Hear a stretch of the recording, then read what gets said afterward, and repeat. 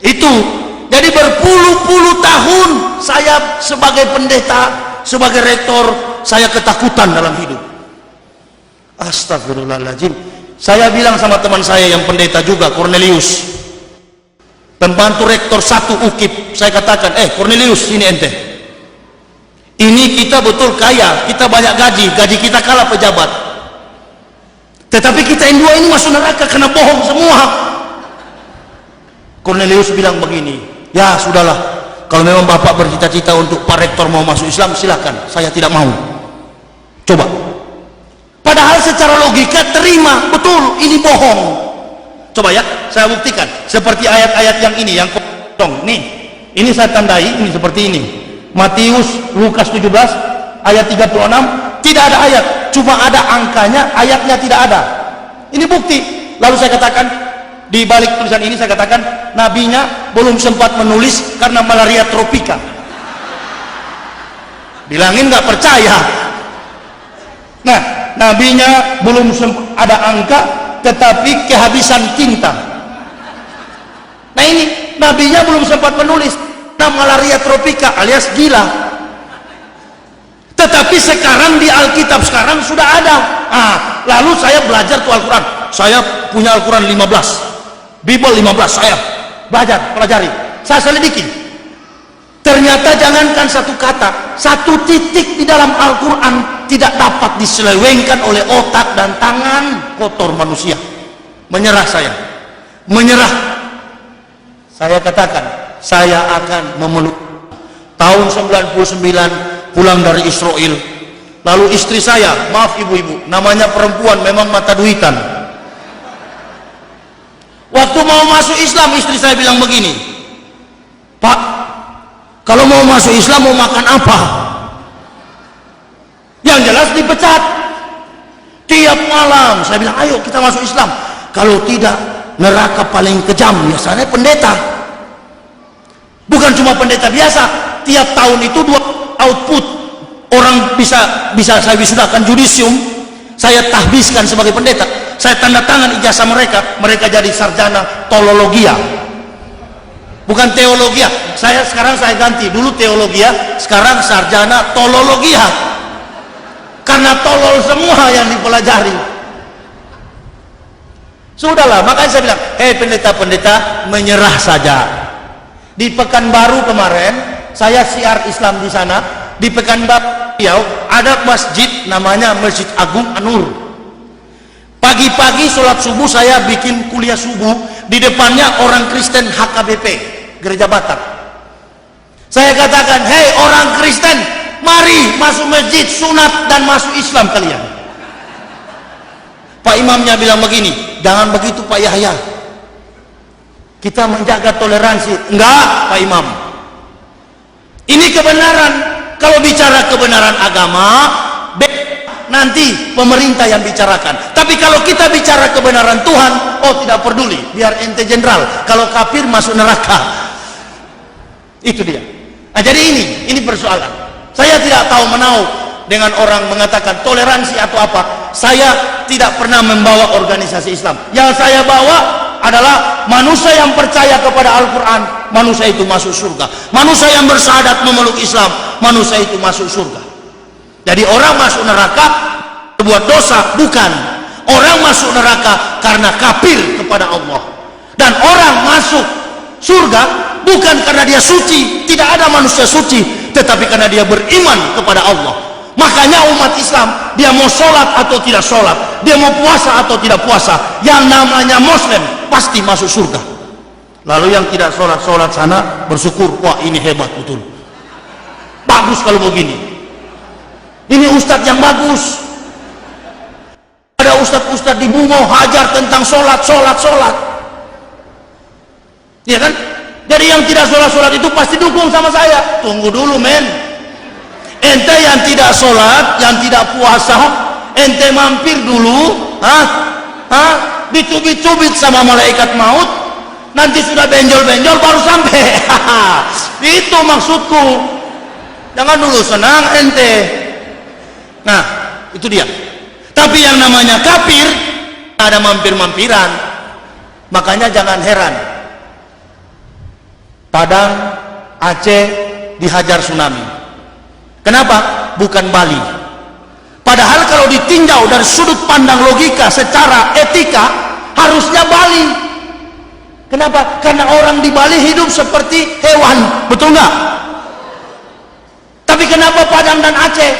Nah lalu Padang 16-17 gempa, toh 16-17 itu dikatakan dalam surat Al-Isra, aku perintahkan kepada orang-orang yang kaya untuk memberikan sedekah.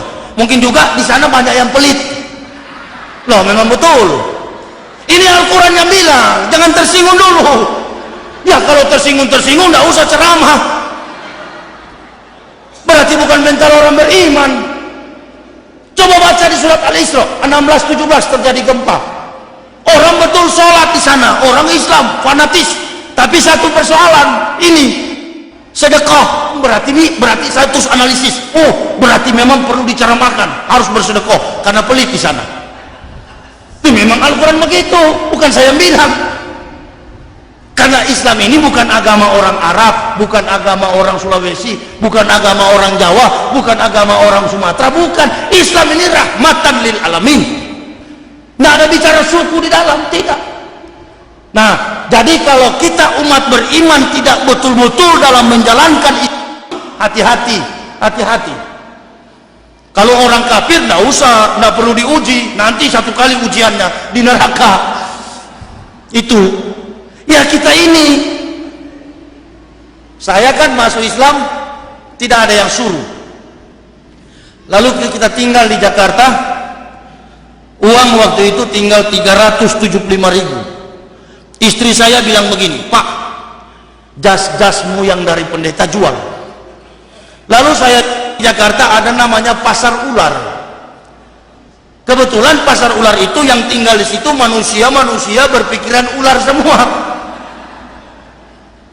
Jadi barang-barang curian lah begitu, boleh dikatakan. Ya saya jual di situ. Saya ikut-ikut orang kerja bangunan. Pagi-pagi saya ngumpul-ngumpul aqua. Lalu anak perempuan saya bilang begini, Pak, kok kita jadi miskin begini?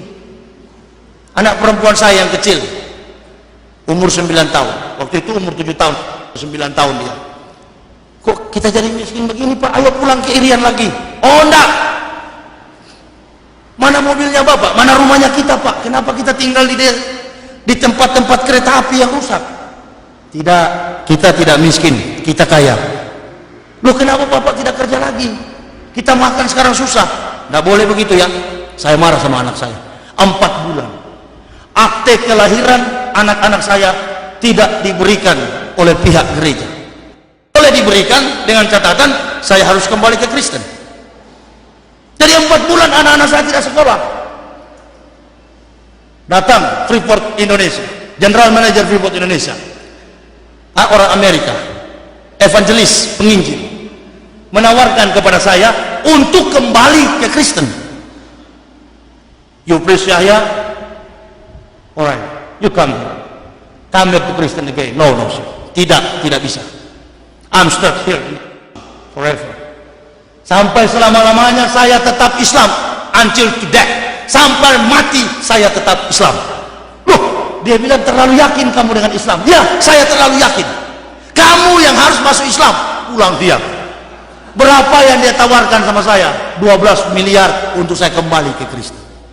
Pimpin lagi tuh UKIP. Nah kita di Indonesia terbalik. Indomie 1 bungkus beras 1 liter, ente murtad. Maka saya seringkali ada umat bilang begini, mudah-mudahan habis saya ceramah begini pasti ada umat bilang, mudah-mudahan Pak Yahya istiqomah dan tetap terus jangan kembali ke Kristen. Saya jawab, yang saya khawatirkan justru ente. Karena ini umat Islam kalau dia murtad, Muslim saudara kita ini kalau dia murtad bukan karena dia pintar, bukan karena dia paham soal Islam dan Al-Quran. Dia tidak paham, dia bodoh, double pur, miskin harta, miskin ilmu, lalu dia murtad. Kemarin saya siar Islam di sana ya, di desa banyak kelapa sawit, kompleks orang-orang Jawa, apa itu, Pamenangan. Jadi di situ banyak yang murtad dan di situ banyak juga gereja. Nah kebetulan di pasar itu ada orang-orang Kristen yang jualan. Saya bilang, hei Kristen-Kristen yang jualan, ente tinggalkan jualanmu dan ente bersyahadat masuk Islam, kalau tidak kamu neraka semua. Ada orang yang sudah murtad mau masuk Islam lagi. Saya katakan sama ustadz di sana, Ustadz, kalau dia masuk Islam lagi, jangan sunat di ujung, sekaligus habiskan semua. Itu hukuman bagi orang yang murtad kembali, sunat langsung begitu.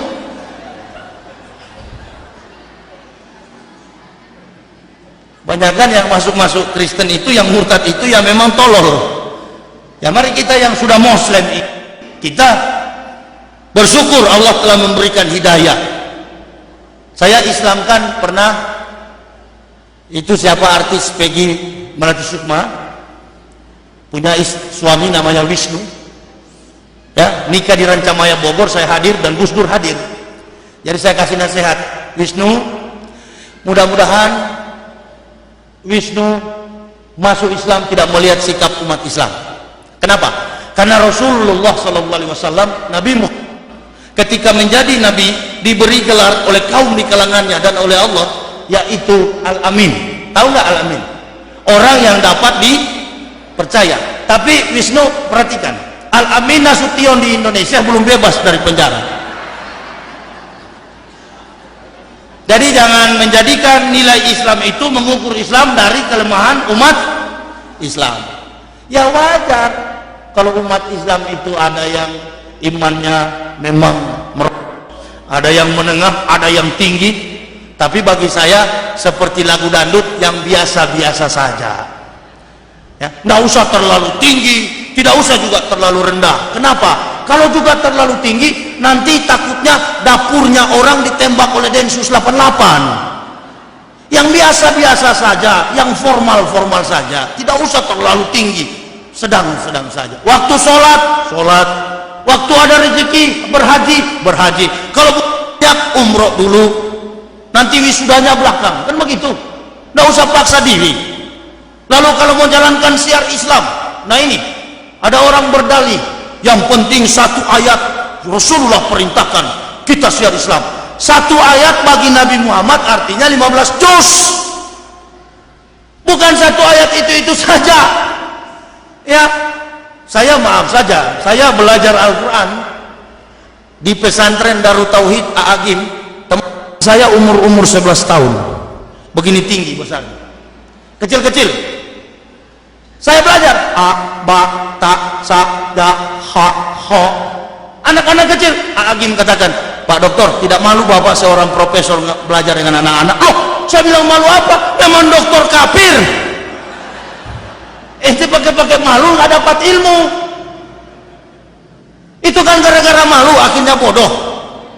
Itu sifat malu itu menurut Quraisy Shihab, ulama besar kita di Indonesia, beliau katakan sikap malu itu karena dihadang oleh pikiran syaitan. Gengsi, malu, tidak berani, itu jangan.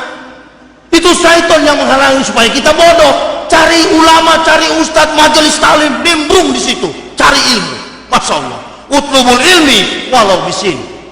Jadi saudara-saudara, Pak Yahya tahu ayat-ayat ini dari mana? Ya karena tekun, disiplin, mau mencari. Dokter, profesor saya dari Kristen, profesor kafir. Omong kosong semua itu, nggak ada guna, nol nilainya. Setelah saya pelajari Al-Quran, walaupun cuma 1-2 ayat, betapa tenang hidup saya. Masa bukan dibuat-buat? Bukan. Contohnya gini, saya punya penyakit waktu saya di Kristen. Penyakit yang saya idap, Pak Wakil, itu namanya Parkinson. Seperti Muhammad Ali. Jadi kalau sudah membaca buku, sudah lebih daripada 100 halaman, mulai gini-gini saya. Mulai gini-gini, Parkinson. Saya konsumsi obat itu, kapsul. Dari psikiater, 2.700.000 1 kali minum. Kapsul, baru saya tenang, keringat dingin. Nah, setelah saya masuk Islam bersyahadat pada tahun 2006, 3 tahun lalu, saya bersyahadat, mengucapkan 2 kalimat syahadat. Masya Allah, sampai sekarang tidak pernah lagi ada sakit.